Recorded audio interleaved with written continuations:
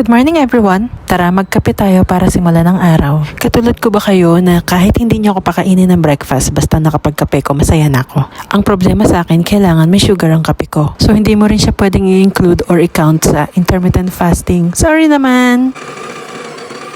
O yung kabuuan ng kapihan na pinapakita ko hindi yung mga alak sa ilalim. Kung mapapansin nyo, barista style yung coffee machine namin.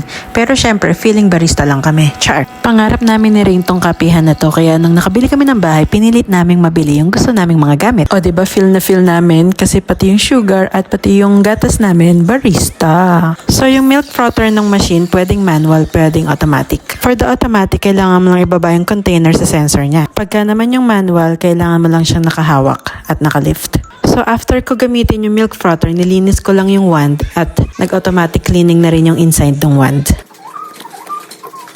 Ayan, ito na yung best part. Makikita nyo yung talent ko. Subukan kong gumawa ng shape. Madali lang to, promise. O, diba round shape? Tara na, kape na tayo. Thank you for watching. Bye!